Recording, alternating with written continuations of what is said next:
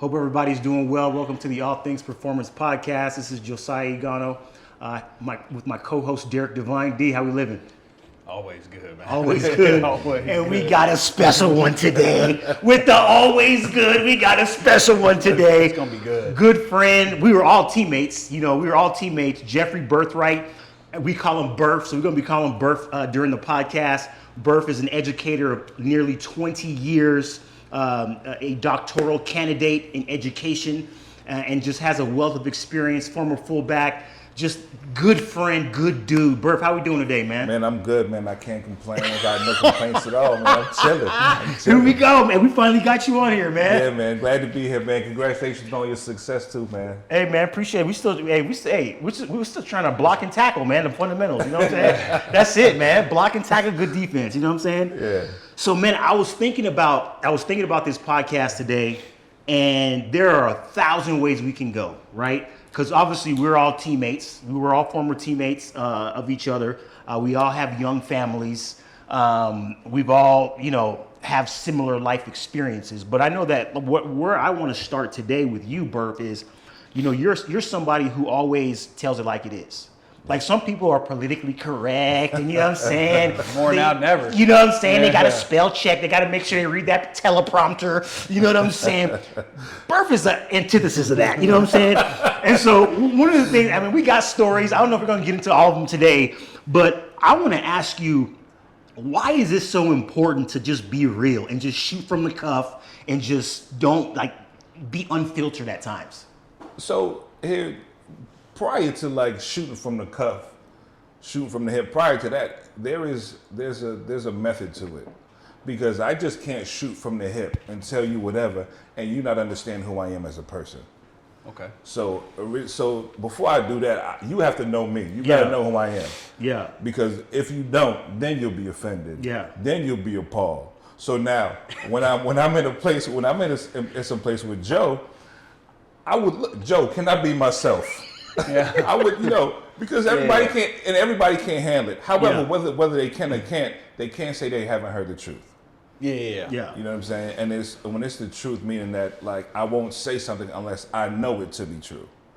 Usually. Yeah. But that's when that whole emotional side come in, because you want to say what you want to say, but it's just based on how you feel. Yeah. So I think that once people know your heart and know what your intentions are, I would never want to say anything to cause injury or to cause anybody to feel less of themselves. However, if I do tear you down, I will build you up. Yeah. And that is important. Okay. Spoken like a true educator, you know what I'm saying? Yeah. We almost got, there was several years ago, we went to Papados, and many of you listening, you know what Papados is all about. Loud, you know what I'm saying? Bayou, Cajun food, you know what I'm saying? Okay. Dog, we almost got kicked out of Papados, Almost, man. that's right. Bert almost got us kicked out of Papados. I was running with my son like he was a football. You remember how Tiki Barber had the football high and tight? I would have my son like the same way, running around the restaurant. Yeah, so it was a good time though. Oh my goodness. It was a good time. Hey, so from the joking side, in terms of being real, telling people how you feel, especially those who know you, those who are comfortable with you. We obviously live in a politically correct world. You know what I'm saying? Yeah. Comedians can't even be comedians anymore. That's right. You know what I'm saying? That's right. I want you to talk about that. Let's talk about that real quick. You got people like Dave Chappelle, right? Who is being plastered right now for telling things as they are, in his opinion, and in many people's opinion. What do you think are the dangers in being politically correct and just robbing society, robbing our kids, robbing us of this freedom, this gift that you have of just being real, man? Where do you see things going there? Because people take things so personal, it becomes so extremely personal, where I'm not talking, so you're talking directly to me. And whoever has a problem with Dave Chappelle and his content, I think they have a self issue. Because in his content, I didn't hear anything that would be offensive. And he actually glorified whoever he was talking about at the end. And I think it was great. But I think it's so personal. I got some stories. Where I had this individual, 6'4", 250 pounds, right, in a dress. It was a guy in a dress, right? What was this person doing, man? It's a student. Oh, this is one of your students. It's a student. I ain't gonna say no names. 6'4", 250 I thought you was pounds. talking about Russell Westbrook or something. Oh, buddy. No. That's a man. Wow. Whoa. I just Hey, I see what you're doing, man. I see what you're doing there, man. I got you. Anyway, my bad. Okay. And this individual had a wig on, nails done. Oh, to the and- nines. Oh, he went all out. Okay. And when I came into the classroom, they were looking for me to say something. Who's they? Who's they? 6'4", Like- 250. 6'4", 250 was looking for me to say something to him. Big Got it. Russ? Got it. Right. Got it. Yeah, Big Russ. You gotta get your pronouns I right. got no. You're right. You're right. Yeah, you're right, bro. You're right. That's You gotta real. get your That's a pronouns real right. thing. So they was looking for me to say something, Yeah. like waiting, and I think that's what a lot of people do. They sit there, they're waiting for somebody to say something so that they can lash out and become the victim all of a sudden based off what somebody says. And it definitely hurts, or it tries to hurt or put a negative light on Dave Chappelle and what he's doing. Yeah. And I think that the brother is genius. Yeah. I think he's I mean, genius. you have people like Kevin Hart and Jamie Foxx and others who have come to the forefront and say, man, this guy is like next level. There's Absolutely. us, and then there's him. Absolutely. So to your, I want to hard pivot here to you, D. What are your thoughts, man? Just in terms of the political correctness. I mean, comedians, just to park here for just a second, comedians, we pay them to entertain us about stuff that no one else can joke about. Exactly. So, I mean, what are your thoughts? Well, like you said, like there's opinion, like emotions, truth. See, the thing is I think we're even getting to the point where we're taking the stuff that's actually true and saying, no, that's just your opinion. Yeah. Because Yes. what's true hurts my feelings. Right. And like, I think emotions are good. Like, you know, like I have a 3-year-old son. I have to teach him, when is it okay for you to be emotional? When is it okay for you to cry? We don't cry about that. Right. That, we cry about that. Yeah. And I think it's gotten to the point where it's just like, just be you. It's okay. And it's like, no, we got a bunch of people we just haven't taught. Hey, you know what? Sometimes the truth does hurt. Yeah. Sometimes you're just not good enough. Exactly. The success I found in life came from people coming to me and saying, hey, look, if you want this, it needs to look like this. Yeah. Just so you know, you look like this. Yeah. Okay? It's Now, true, man. you can do these things Yeah. to get to this. Yeah. But you not this. Yeah. Okay, so you know what helped me out? Figuring out I'm not this. Yeah. I'm this. See, the problem is a lot of people don't want that because No, it just they don't hurts want my that. feelings. Yeah, And then it turns exactly. into woo-hoo-hoo. Yeah. But you know, feelings is also, feelings and emotions are, some people say they go hand in hand, but I think people don't match the right feelings. They don't match the right emotion with the feeling. That's good. So Yeah. that's what some things that we have to learn how to do. Yeah. Because, and I tell my kids and my students, like, feelings change, especially in Arizona. You come to Arizona in the morning, you feel cold. But if you dress according to that feeling, come 12 o'clock, you're going to be sweating, uncomfortable. Yeah. You know what I'm saying? So you can't have that feeling drive you. Yes. Your feelings could be the car, but it can't be the car and the pilot. You know what I mean? Yeah. So we could drive down the street of feelings, but we definitely don't want to look for real estate there. Yeah. Yeah. I think you bring up a good point. There is a difference between mood, emotion, and feeling, and that can be a whole different podcast in and of itself. And you start talking about the chemical messengers and the different things that are happening in your body. Like, again, like you bring up a good point. When it's cold, you know what I'm saying? Like there's oh dang, it's cold out here. You know what I'm saying? But then you have a choice. To your point, you have a choice on what to feel or what to do about your situation. And one of the things that you said, Derek, that was powerful was they haven't been taught, right? There's a lot of train up a child in the way he or she should go, and when they are old, they will not depart from it. There has to be training that's involved in a lot of these things. And There's training. I think that's lacking. Yeah, more than ever before. Yeah. But we talked about that, and one of the things that are lacking is the people that you should be teaching this are no longer there. And that is the homes. Our homes are being sabotaged, are being taken over by having people allow us to tell us how we should run our homes. Yep. Yeah. And it's definitely hurting us. And with the statistics being what they are, and fathers not being as involved as the way they should be, as the way they used to be, we are getting a drop off in integrity and a heightened in emotions and feelings, and they are it's like growing like weeds. You ever had your after monsoon season, them weeds grow out of control? Yep. The same way, that's how the emotions are going across generationally. I mean, So, I agree. I think the biggest problem is the lack of the father. absolutely. And I mean, with a lot of the guys that I would deal with working in the recovery programs that I worked in for so long is like, unfortunately, it always fit the narrative where mom was at home if they had it. Mm-hmm. If it was one parent, 99% of the time it was mom's. Yeah. And it's like, I don't want to take anything away from what moms can do, but like, I think that's where you get a problem, is the emotional side of things, where you do need a man in the house to say, because an atmosphere in a home, completely different when there's a good father involved. I completely agree with you. And right, I don't want to take away anything from the moms, because I salute the moms for doing what they do. No doubt. I salute them. It is not an easy job.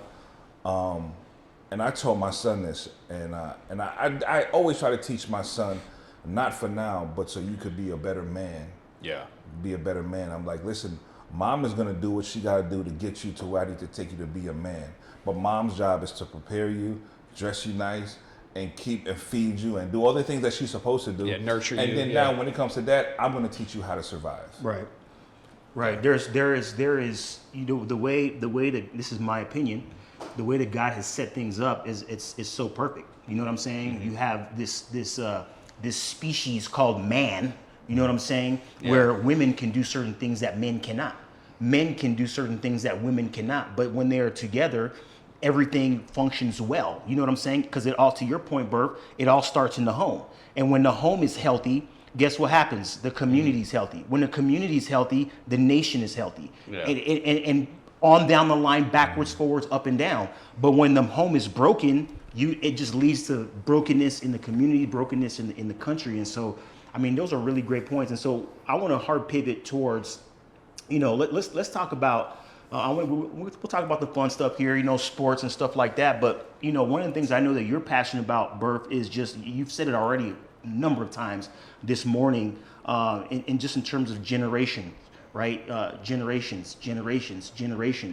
And obviously, when you start looking at the history of the United States of America, and what has happened here in terms of civil rights, what has happened in terms of slavery, what has happened in terms of racial reconciliation and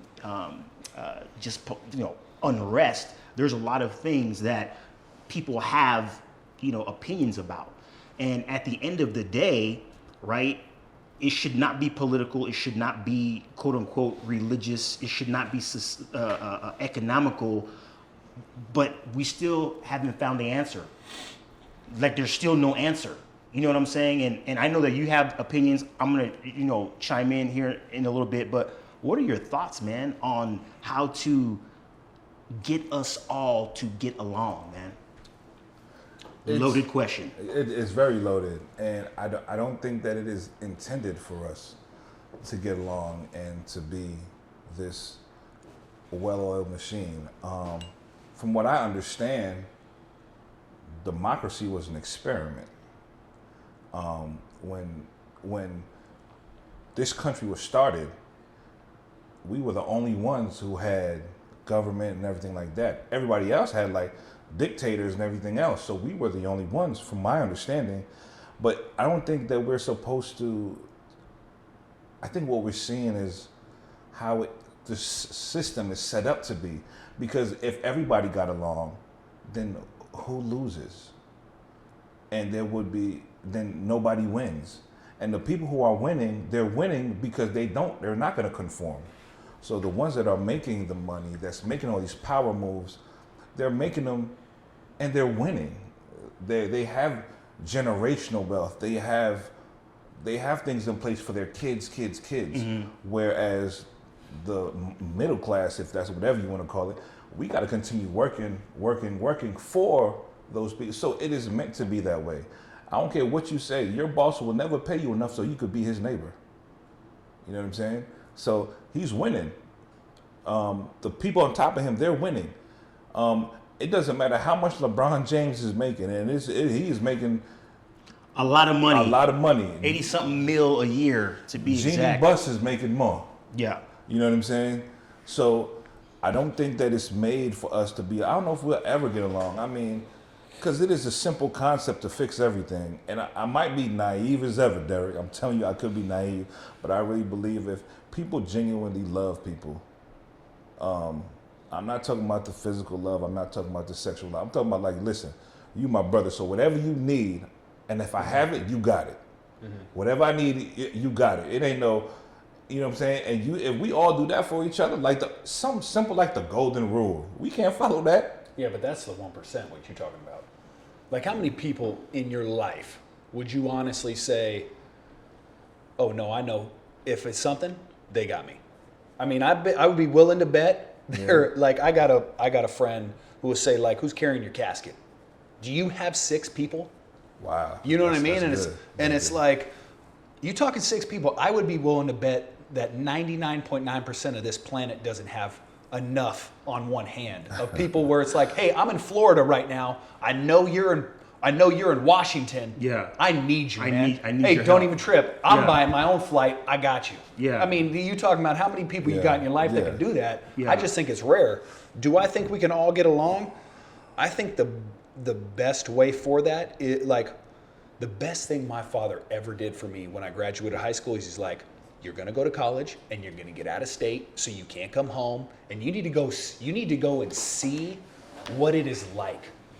And like, the best thing I could have done, I remember coming to NAU and it's like Arizona, New York, Wisconsin, Hawaii. Texas. Hawaii. I mean, you have all these, but you have, I mean, but then it's like, I went and played JUCO ball, and it's like, you want to talk about the minority, it's like I was one of 2 white kids on 120 players on a football team. It's like, do you know how much I just learned about where they came up from and how big of a bubble I grew up in, and what life is really like, and what it's like for a single parent.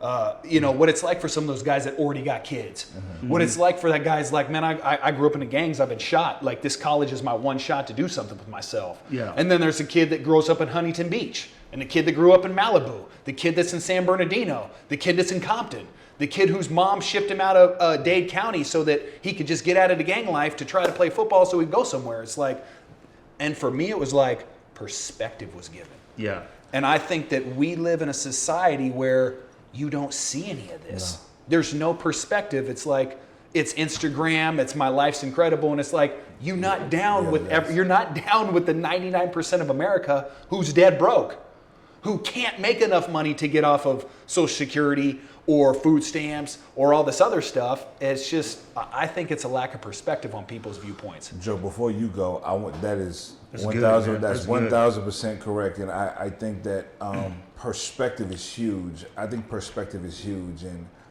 even when we talk about parenting, I think what your dad did was amazing, because what's happening now is we love our kids so much that we want to take that adversity away. Yes. You know what I'm saying? We want to take it away. I want to make it easy for you. I want to make it easy for you. Yo, there's a lot of times I let my son fall on his face, and nope, we're going to watch him. Yeah. We're going to watch him. See, that's what because my dad grew up just dead broke, kicked out of the house when 15, like had to get a job, and worked himself into kind of self-made man. And he'd realized, you know what, by the time I'm 18, I'm kind of making you soft. We need to get you some real world experience here. Yeah. You need to see what other men grew up in. And then so you can see, well, why does he behave that way? So why does he act like that? There's this saying, I heard it on Instagram a couple of times. Tough times make strong men, and easy times make weak men. And I think that's where we are right now. Yeah. Yeah, I mean, those are And great then, points, like man. weak men make tough times. Yes. Yeah. Yes. Yep. Yes. Tough And it just times keeps makes- it just and keeps it's growing. It's a Yeah. cycle. 100%. It is a But cycle. you can break the cycle though, because at the end of the day, what your dad did was breaking the cycle. 100%. You know what I'm saying? He was like, nah. I see where this is headed. You just shared how you're breaking the cycle. I'm gonna let him fall. Yeah, He but needs to learn. There's just like a lack of like, even, one thing that it had, I don't even know if they do it anymore, but like exchange students. Oh my gosh. You know what? We finna take you. Yeah. We're gonna send you to Italy. Yeah. You know what it's like where we have to bike to the store to get our food every day. In a different language. Yeah, different it's language, like, right? I think that we just in this I just grew up in a bubble, man. Yeah. Suburbs, everything's okay. Yeah. You know what I mean? It's like, what's it like in the 5 boroughs? Yeah. Go send that. I Yeah. would have loved. I mean, In the inner probably city. not. Would Yeah. not know what to do. But like, you take me and drop me off somewhere in New York City when I'm 15 years old. Yeah. It's like, man, I think some kids could really use some perspective, because it would then. I think judgment falls away after that. Yeah. Because like I worked in drug recovery, and it's like, all you see is brokenness. Yeah. And it's Yeah. so easy when you don't understand something is to judge something. Man, why Yeah. you like that? It's like, Absolutely. well, you find out dude's like that because he was molested by his uncle. Yeah. And then, well, why you get on meth? Well, my mom shot up with me. Yeah. So my mother and my dad, who's not even there, are teaching me how to shoot dope. Yeah. And then you do that for 20 years, voila, here I am. Yeah, yeah. And I'm gonna be broken. Yeah. And I'm not gonna communicate well. And I'm gonna be dysfunctional. And I'm gonna make you mad. Yeah. And you know what I mean? It's like, but man, if I'm able to somehow put myself in those shoes, I think then you get what you're talking about. And when that person that you just explained beautifully has children, and Right. that cycle's It's not gonna be broken, worse. it just keeps going, man. Yeah. It just keeps going. And you would be floored what people's normal becomes. yeah. Yes. Yeah. Yeah. I mean, it becomes a level of dysfunction that blows your mind. Yeah. Like, that's normal to you? It's Yeah, like, man. oh, yeah. And they're looking at you crazy, like, come on, man. So I know a lot of times I would tell my mom, like, yo, you did not prepare me you didn't prepare me for the real world, because I thought that everybody had a family. Yeah. Yeah. I thought that everybody would love me. Yeah. Yeah. So you didn't prepare me, you know what I'm saying? Yeah. So like I told my mom that a couple times, but what she would prevent me from doing is she would not, don't go to Brooklyn, stay inside, don't go here. Yeah. Okay. I went anyway, just because you said no, I want to see what you don't want me to Yeah. see. Yeah. So that was that. But of course, I went with my family members and everybody, like some Yeah. friends or whatever. But I think that once again we run into this pattern where our parents love us so much, and they do us a disservice by loving us too much to keep us from the things that allow us to grow. Of course, yes, I had this knee surgery. Whenever you were in high school, you ever had that patella tendon where it was hurting, and you go to the doctor and they're like, hey man, what happened to you? Like, what's wrong? I like, you tell the doctor, like, right underneath my kneecap, it's hurting, whatever. He was like, it's okay, it's growing pains. Yeah. We don't have those growing pains. We don't want to give those to our kids so Yeah. they can grow. We want them Yeah. to grow without the pains. Yeah. And I tell my son Can't. in the area that we live in, like, son, this is not realistic. Yeah. It's not real. It's a part of growth, man. Pain and discomfort and unease is a sign of growth. And just to segue before we segue, just add some meat on the bone to both of your points. I think that in order for us to all get along with all the things that we've been going through as a society, I can't speak for anybody else, but for me, I will say that we have to think of things like how Jesus did. Period. You know what I'm saying? And some people might say, oh, well, I don't believe. That's fine. That's fine. But what I will say is this. When you start looking at human beings, you start looking at Brazilians and Nigerians and natives and Indians and Chinese and Japanese. We are all part of this human tapestry, and we all struggle. We all suffer. We all go through all these pains and hardships and things like that. And when you look at a lot of the things that, like Jesus did in the scripture, it's counterintuitive to what we see today, like sitting down and breaking bread with people who were not like him. Yeah. Right? You see all the parables, right? There's these different parables in the Bible. Those of you who have read the story about you know, the good Samaritan, right? This dude on the side of a road, and all of a sudden the religious people just walk past him. This guy walked past him, but who came to him? A Samaritan.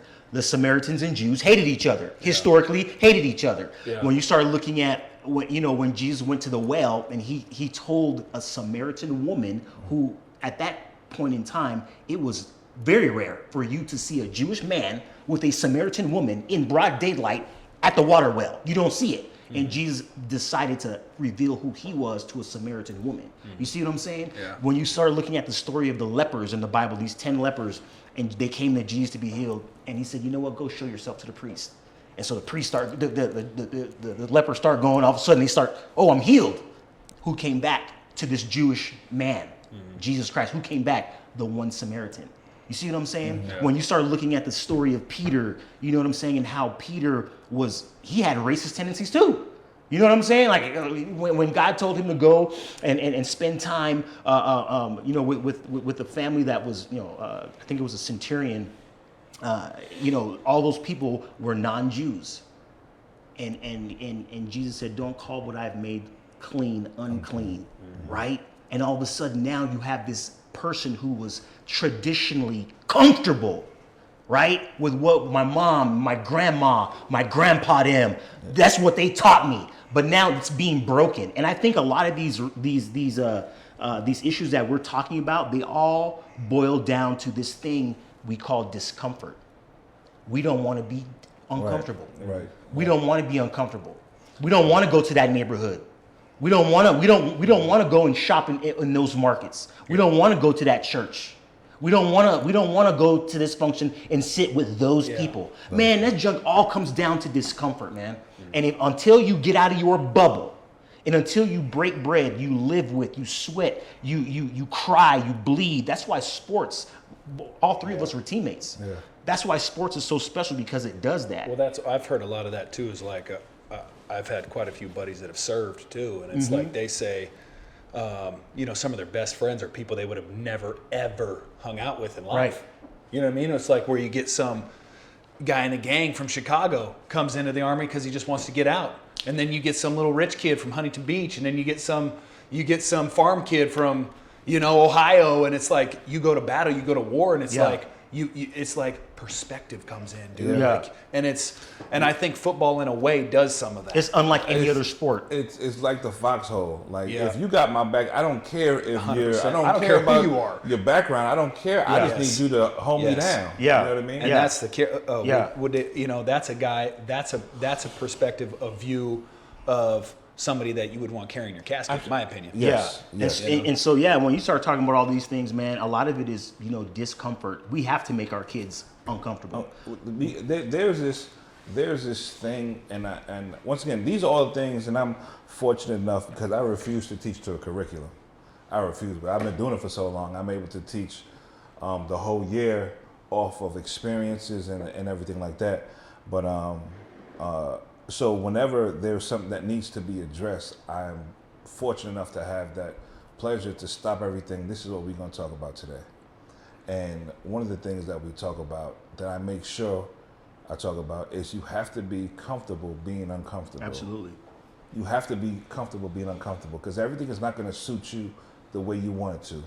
And it's okay now, but when you have stuff to lose, then what you going to do? You know what I mean? Those are some lessons I think that the beautiful thing about some of the lessons that I teach is the horrible thing is I don't know if you're learning it. The beautiful thing is I get text messages all the time from my students 10 years ago. Yes. That's the beautiful. That's the beautiful thing. Yeah. But unfortunately, now you have to listen.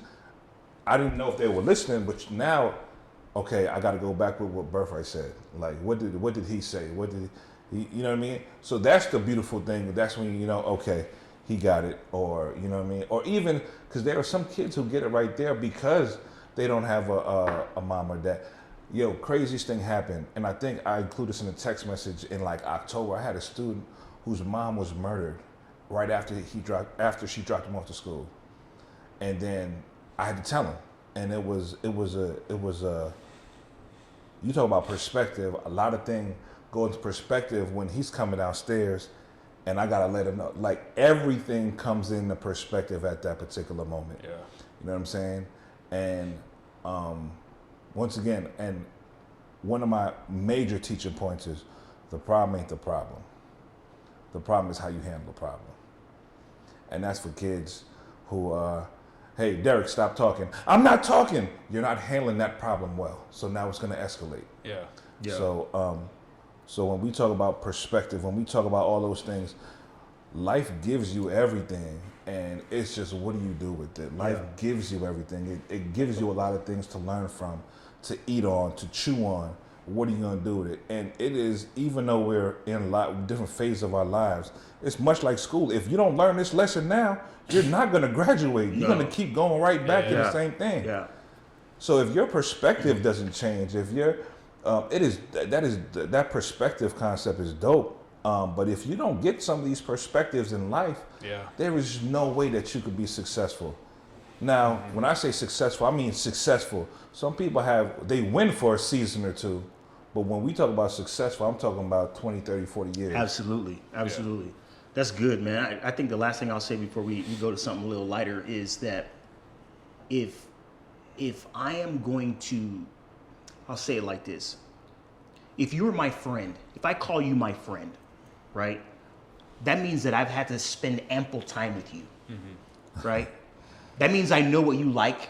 I know what you don't like. I know what makes you laugh. I know what makes you cry. I know what things to not joke about because it triggers memories of a deceased loved one. Fill in the blank, right? Yeah. I understand those things. Yeah. And vice versa about me. If I don't spend time with you getting to understand those things and learn and all this, I have no skin in the game. None. So one of the things that I look for, when I look at different situations and I look at people's lives, I look at the fruit of their relationships. I look at who's close to this guy. Oh, they all look alike. You see what I'm saying? Yeah. And it doesn't matter if I'm not even talking about race. I'm talking about the whole thing, right? And when you start to really spend time with people and you start to understand who they are, what they like, what they don't like, what that excites them, and you have that skin in the game, right? You start to see a life that bears much fruit. You start to see the people coming to you 10, 15, 20 years down the road saying thank you. When you have a function, you start to see the color, the array, just the variation, you know what I'm saying, of the impact that your life has had. And so I think that people who are caught up in what to believe, what not to believe, and all this stuff, go spend time with people. Get uncomfortable. Yeah. And in doing so, you are going to learn more about yourself than anything else. And so, go ahead. I'm gonna just say real quick. I'm a member of the greatest fraternity in the world, Omega Psi Phi Fraternity Incorporated, and the motto is "Friendship is essential to the soul." Yes. And one of the things that being a part of this fraternity that they preach and they teach is it costs to be a friend. And one of the things that they talk about cost being a friend is time. Yes. Time. So that is very valuable to your friendship. So I love it, man. So I agree with you, Joe. That's good stuff. Man, that's dope, man. Hey, so let's hard pivot. Let's hard pivot real quick. Hard pivot. So we all love sports, man. We all love sports. Let's just talk real quick about kids these days, because we all have kids. We all have kids, and they're playing sports, and their parents obviously are athletes. Let's talk about Birf. You're our guest, so we're going to lead off with you. What do you think right now is the thing that you're most concerned about in youth sports? Just real quick. I got to find a nicer way to say it. Can I be myself? Yes. We are suffering from this thing in a couple of I'm be myself, Joe. Shave me, Robbie. I know what I'm talking about. I'm be myself. So one of the things that we are struggling with that I'm majorly concerned about is like some of these kids are so soft and they think they are so ready for what's out there in the sports world, any competition, They think that they're ready for it. Yeah. So that's one thing. And the extreme selfishness is blowing my mind.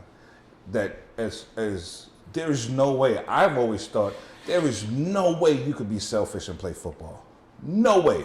Can't happen. But you see the celebrations, and I don't mind the celebrations, don't get me wrong, but understand, but that there was 10 other people that made that happen. Yeah.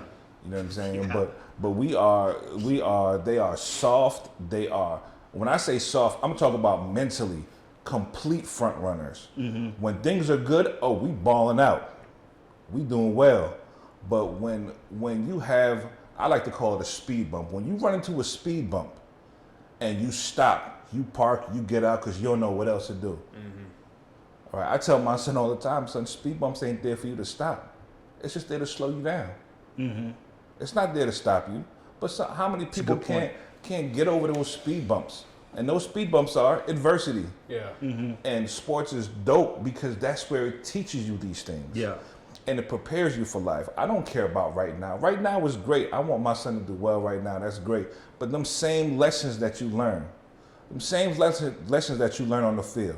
Yo, still quick story real quick. Yo, I remember it was AJ, Erwin, Justin, and Josiah. I was playing fullback, right? I'm 6'1", about 240, and I'm going hard. And I had to go on the suit. We had like a pitch, and it was me and Josiah one-on-one. And I'm trying to take this dude's head off. And he flips me. He takes my legs out. He was like, I'm not hitting you up top. And guess what? We kept going and going and going. But that's the perseverance that was needed. Mm-hmm. You know how many people like, nah, I'm not doing that no more. I ain't doing it no more. Yeah. They would have gave up. They would have quit. Like, they would have fought because they're sensitive. Like, it's a completely different time, but those are the things that help us move forward. I think sports is a huge, but Instagram, Facebook, and all that other stuff, it glorifies that stuff. Michael Jordan had a dope commercial years ago, was like, I'm sorry that you just saw the game-winning shot. I'm sorry that you missed the 4 a.m. workouts. I'm sorry that you missed the 3-hour workouts in the gym. I'm sorry. You know what I mean? All the stuff that he did so that we could see the end result. The end result, right? Yeah. I love it, man. I love it. Yeah. I mean, he just laid it out. I mean, it goes back to our conversation that we had 15 minutes ago about, hard times, tough people. Yeah, you know what I'm saying? What are your thoughts? Yeah, well, so I just did an event with a buddy back east, and it was at a university, and so they're telling me that they're starting to recruit kids when they're freshmen. Absolutely. We're gonna trip you out here, show you around, blah blah blah. And I actually heard kids offended because they haven't been offered a scholarship yet. And I'm freshmen, like an actual freshman in high school. And for me, it's like I want to be like, what are you talking about? See, those are the type of kids. Man, I would please, for the love of God, put him in the Ohio State spring game. Yeah. So we can find some sort of humility for somebody here really quick. Because it's like, what do you think this is? I don't care who you are. Yeah. I don't care if you're the best player in Dade County. Mm-hmm. You ain't going to go over there at Florida State right now and do work. And it's just, I think it's just all become this entitlement where it's like, oh no, we got to recruit them early so that they don't get their feelings hurt. Like, we can't wait till they're a senior. And I hear the only one really doing that is the big boys. Yeah. Saban and, Dabo Sweeney and all them, because, if Saban comes in and says, hey, he pretty much now saying, you come to Alabama. Yeah. Because I offered you. Yeah. And I'll offer you whenever I feel like it. Yeah. But everybody else is they have to get on these kids so early so they don't hurt their feelings. Yeah. And I was talking to some of the parents. I was thinking to myself, do you know what can happen in 3 years? Yeah. What about you because we all been around a kid that's a baller as a freshman. Mm-hmm. And then as a freshman in college, he's garbage. Yeah. How many times you been around guys you got a scholarship here? Yeah. They're paying for your school. Oh, yeah. And so I'm kind of and you gonna offer this kid when he's 14? Hold on. How many It's times? crazy, man. How many times have you heard it and then you yo, you stealing money? Stealing money, yeah. Stealing money. We say that, yeah. We say Stealing that. We money. say that. We say it to this day. Like this cat's stealing money. Oh, yeah, all the man. Hey, so Birf, that's a great point, Derek. You know, Birf, you're an educator, and you've been doing it for almost 20 years. Yeah. And so you've seen, you know, athletes matriculate through the school system, through society. Obviously, you've seen the, you know, great stories. You've seen horror stories. I mean, I can't even imagine, man, having to tell a young man that, man, your mom was murdered. I mean, I can't even imagine that, man. What would you say is the number one, and I'm going to hold you to this, the number one trait that you see in young students that you, when you see it, you say, this kid's going to be successful? Work ethic. If they are able, and this is what I tell them, if you want life easy, it has to be hard now.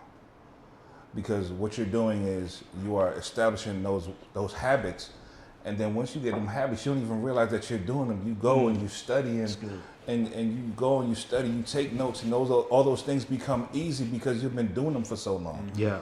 But if you show me a kid that has work ethic, I'll show you a success story every time. That's good. But a lot of time, these kids, they got that Frank Sinatra syndrome. They want it done their way. Mm-hmm. You know what I'm saying? Oh, yeah. I want it my way. This is the way. Yeah. Like, and I am 6'1", 300 plus.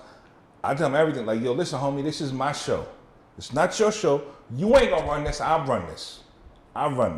So I need you to sit down and do what I asked you to do, please and thank you.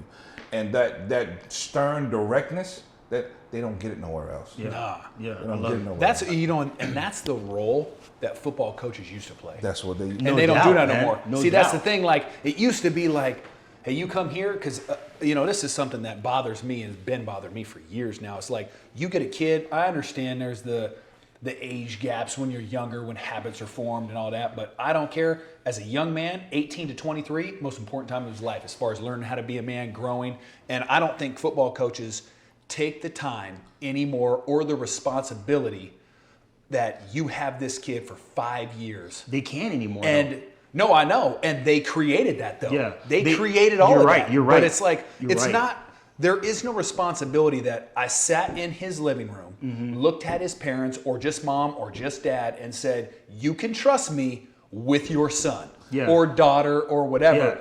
That don't matter no The more. game changed though, real quick. The game changed because now you have these college coaches who have to win yesterday. They have to win yesterday. And that's how they coach you. That's how they communicate to you. That's how they treat those kids. Yes. That's all it is. And it's like, and it's ruining stuff. We came from a time and day where coaches would fight players, bro. You see what I'm saying? Like they would fight players. You know what I mean? Like my job is being cost by you. And so now they don't even do that anymore. They're like, yo, just like we just had a podcast with Dan Minucci. And what did he say? He said right now in terms of recruiting, he said right now number one is transfer portal, right? Yeah. Number two is JUCO, and then is the high school recruit. Yeah. Like they're coaching and they're setting their programs up to win yesterday. And so they don't have time to experiment and to, I'm going to train this man how to be a man. And you're right. They created it. And it's sad, man. And I'm gonna tell you what else bothers. I'm gonna go back because what you're saying is right, but it also trickled down. Okay. Because now high school coaches no longer help boys become men. They just want That was wins. their job too. I think 100%. in a high school. Don't get off that. You said something. No, but that's you why, said something that's right why there. coaches, that's why guys, when I would like in middle school, because I lost it after that. That's why guys came out there. They didn't come out there for the $1,100 you were going to pay me. Right. Yeah, They came out there because that doesn't do nothing for me. That's what you know, I'm gonna be out here for 6 months that pays my mortgage for one. Yeah. I'm here because I want to impact you. That's right. And they don't do that no more. Yeah, you're right. Dude, you said something, though. Don't get off of that. You said something about the high school coaches. Please keep going. It's not about wins and losses. They glorifying themselves. Like, let me help you, young man. That's not a good stuff. Well, my high school coaches, if there was an issue in your household, they would come to your house. Yeah. If you was tripping, if you quit the team for whatever reason, They will come to Yes. your house. Yep. Not even about football. What's your problem? So it was about the person, not the player. We're getting away. We completely have gotten away from the whole aspect of community. Because if you're a football coach, you're part of that community. And even in schools, my science teacher in junior high, Gail O'Connor, if you was tripping, she came to the hood, little white woman, she came to the hood, drinking coffee with your mama, like, Derek is tripping today. Yeah. Shout out Mrs. See, Gale. but the thing was, though, too, is there was a respect Absolutely. in the community for that individual. See, now there is no respect for football coaches. It's F you, it's why is my kid playing, you're trash, get out of here, you're garbage. Why would you call that? That's the thing. It's, you know, what are you doing? And what I think it is like, you got coaches in college and players in college that are trying to coach like the league and play in the league, and you got coaches in high school trying to coach like Nick Saban. Yeah. And it's like, bro, stay in your lane. You're a high school coach, bro. It's killing our kids. It's killing our kids. It is. It's killing our community. Yeah. No Like, doubt. bro, you're a high school coach. Yeah. You got 1,200 kids here, man. You're not recruiting. Yeah. Right. I mean, it's like... And some coaches, you know, the dope coaches is the coaches that have a system, right? Who's been there for 30 years and they're able to develop people. They're able to develop not just football players, but people. I like, those are the ones that I like. I don't like the ones that we're going to run a spread offense. What do you like? What's your likes? What's your dislikes? Like, I want a coach that knows me personally. Yeah. And the higher up you go, I understand the less time they have for it, but at least have a concept. In high school, there is no reason. There is no reason why you don't know my family. Yeah. There is no reason why you don't know what my classes are. Yeah, they're not doing that. There's no reason. Like, tell me, like, during stretches, how hard is it to go around? How was your day in school? You know what I'm saying? Like, but they run these programs trying to get boosters. They trying to get all these other things. They got the kids raising money at an astronomical level too. Oh. The kids are raising money. Like, hey, we got to get this much so we can go on this trip for this 7-on-7 tournament for this. It is a full-fledged business. Yeah, man. and that's the thing is, it's like, it's not about that no more. Like, back in it, I know it's the back in the day, but it was like they would recruit like one running back, you know, maybe 2 receivers, because we got more than that. But it's like, now it's like, bro, I'm 1 of 3. And you know what they're doing next year? Doing the 1 of same 3. thing, right. Same I thing. mean, for all we know now, it's like they're recruiting Tommy in 8th grade. But I'm gonna tell you why the transfer portal hurts, because now I could have a disagreement with my position coach, who was only trying to help me to grow, and because I have a disagreement with him, I'm going to go to transfer portal. Deuces. See, but that's tough though too, because it's like we've all gone to college and been told, hey, it's going to be this, and it's not that. Right. And so it's tough, right? It's like, I know. you know, so it's like, right. I'm a huge fan of the transfer portal. But for the right reasons. For the right reasons. Yes. Absolutely. But it's tough, right? Because like, okay, so then who polices that? The NCAA? It's like, so the pimp is policing this? Who's making the most cake? Because Exactly. I'm telling you, Exactly. that is pimping at its finest. Dude, the hey, NCAA. to your point earlier about, you know, your boss isn't going to give you a raise to be his neighbor. Yeah. NCAA is not giving up that money. They ain't giving up that money, bro. Well, and it's tough too, because like my dad sent me a story the other day how there was a running back out of Texas who just did a deal with Lamborghini. Of course he did. And it's like, well, of course, for sure. But the thing is too, is it's like, when I'm thinking to myself, okay, well, what are you doing to help this kid succeed? Yeah. Because trust and believe, if I'm 19 running a deal with Lamborghini, you know what I'm doing with that money? It gone. Yeah. And I'm making it. And I'm in Austin. Yeah. It gone. Bro, I'm in that. I mean, everybody eating is gone. And it's like, hey. so you're not even set. You're not there. And again, there's no mentorship. So what are you going to do for that kid? Yeah. I mean, because technically, man, if I'm like a freshman and I'm doing it like that, really, before I even get to the league, I should be good. Yeah. Right. Are you teaching me how to make my money work for me? Are you teaching me how to? And there's just for me, Save, it's invest, like, bro, plan. you want me? I'm gonna come in here and I'm gonna pimp you and I'm gonna make a ton of money off you and I'm not gonna educate you. What I'm gonna tell you is what education you're getting, your poli-science degree or all this. Oh, that's our gift to you. Yeah. It's like, nah, because at the end of the day, I leave this school, it gets me nothing. It gets me no job because we all know now, if I go straight into trades out of high school, I'm making twice the money you are. Absolutely. Yeah. And so it's like, Absolutely. miss me with all of that, you hooking me up with an education because it's garbage now. Yeah. And so it's like, what are you doing to help me become a man? Yeah. It's not happening. Yeah. Like, it's just not happening. Like, they had a receiver that plays for Denver out of Alabama. Jared Judy. Jared Judy just got in an issue, kind of a little dispute or whatever. Whatever. We don't know the whole ins and outs, but it's like, could that have been prevented based off of proper mentorship in college? I don't want to say you can guarantee it, but I think you can make an argument You for always it. make time for what's most important. I've always gone back down to that. And that's not important. Yeah, if it's important, you make time for it, and it's not happening. Yeah, we're seeing the fruit of that come out. It's money. Money's important. Selfish. It's just we just live in a selfish society where as long as you do what I tell you to do, because there is no way in the world, and I'm a believer that you cannot give somebody who has never had anything a whole bunch of something and expect them to do right by you. Yeah, but it's tough, right? Because it's like, I remember when I'm in college on scholarship, it's like, you know what I had to do every single month? Call my old man up and ask for money. Because I'm broke. Yeah.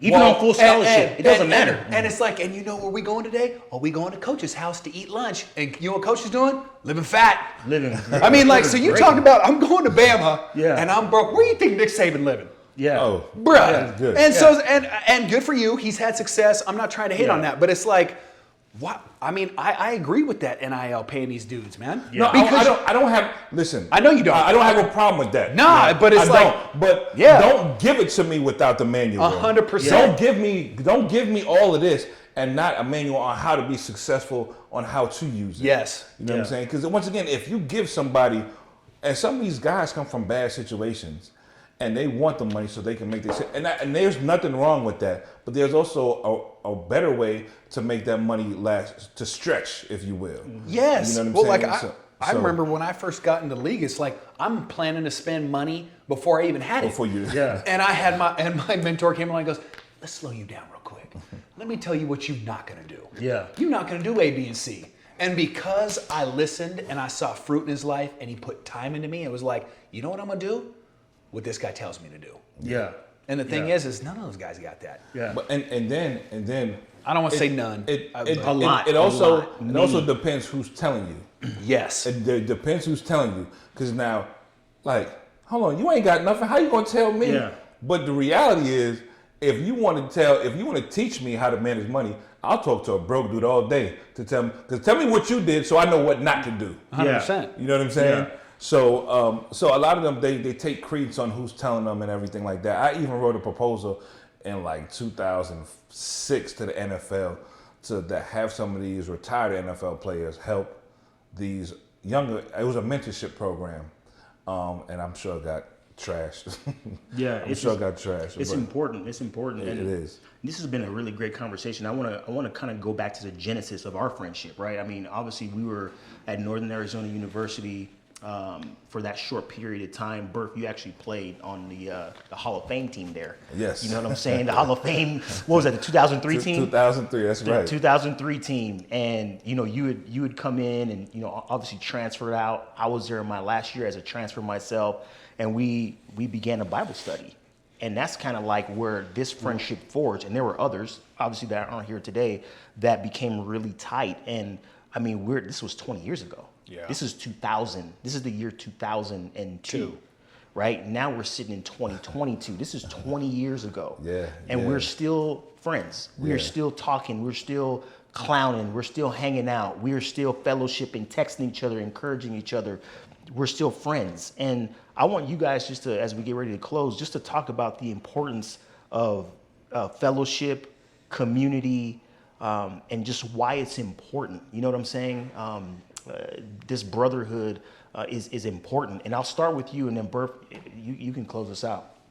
Well, I mean, I would just say the brotherhood and friendship I have in my life, football or not football, I think is what is kind of carried the torch from what my dad did.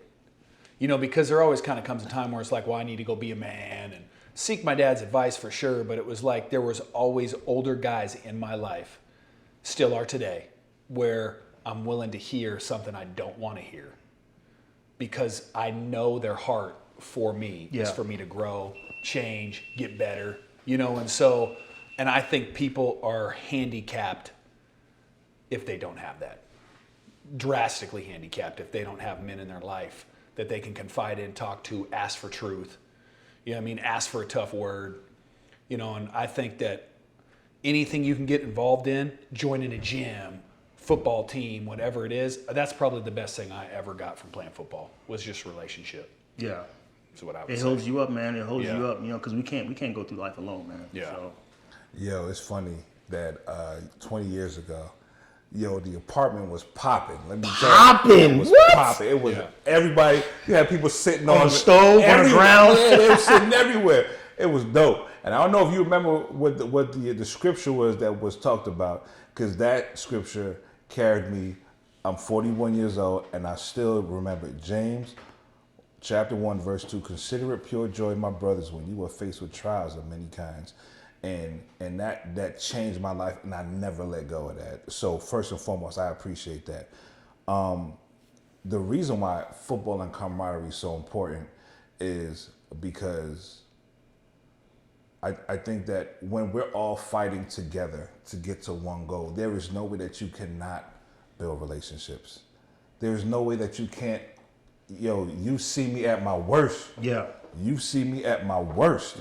And you still got love for me. How do I know? Because we still went to battle on Saturday. So football was, it's a lot of lessons in there. And that was one of the main reasons why I wanted my son to play, is so that in case I cannot talk to you with words, I could talk to you through football. And actually, when I tore my patella tendon, it was a conversation that I was going to have with my son. That's why we went to go play football. So we would go train, work out, and then the conversation I was having with him was, son, time that used to be something that was on your side is no longer on your side, son. You're going to be a senior. So you got to get your affairs in order because time is moving. That second hand on that watch ain't stopping for nobody or nothing. Man. That second hand on that watch, it don't care how you feel, it is moving. So you got to make some life choices. You know what I mean? So football is great. It definitely builds some relationships that I don't know how I would know. There was no other way. I don't know if I would ever talk to you. Yeah. I don't know if I ever would have talked to you. You know what I'm saying? Yeah, you would have talked to me, man. We would have got into some type of beef about something. Yeah, man. So I think it is important. It is important to consider when you are at your lowest, who's going through it with you. Yeah. Because there are one or two people who definitely want to help you. And you got to make sure that you have people in your life for a reason, a season, and a lifetime. And you cannot mix those people up. Yep. Because if you give seasonal people lifetime expectations, it's all bad. That's a good word, man. It's all bad. So we got to make sure that the people who are down with us, who got so much love that they don't want to see you fall down and stay down. There's something as simple as in between a play, when you fall, who's going to help you up? Yeah. Who's going to help you up? It's those simple things. It might seem very like nothing, but it's huge. Yeah, it is. It's huge. Yeah. Hey, real quick, man, appreciate you again. So before we break, you know what I'm saying? Birf, you have a patella situation. Yeah. You know, you've mentioned it a couple of times during the podcast. Would you like to tell everybody what happened to the patella there? What happened to your knee, man? So let me tell you what happened. Let me tell you what happened. My son, Jadeem Birthwright, he was running. I was beating him. I was killing him. No, that's not true. Listen, my son told me that, Dad, I could run faster backwards than you could run forwards, and I fell for it. Literally fell for it. Now, tore my patella tendon, and now I'm here in pain. I almost fell off. We didn't even have the show right now because I almost took out all the cameras, the lights. My tricep is still hurting. All things performance, I will be talking to you. Hey, so the surgery went well though? Yeah, surgery went well. All right, man. We got to get you back. Hey, man. Juice got you, man, for Thanksgiving. Thanksgiving dinner is going to be popping for the next lifetime. Right. That's hilarious, man. Well, hey, for my co-host Derek Devine, I'm Josiah Gano. For our guest here today, Jeffrey Birthwright, aka Birf. Thank you for watching, and we'll talk to you soon.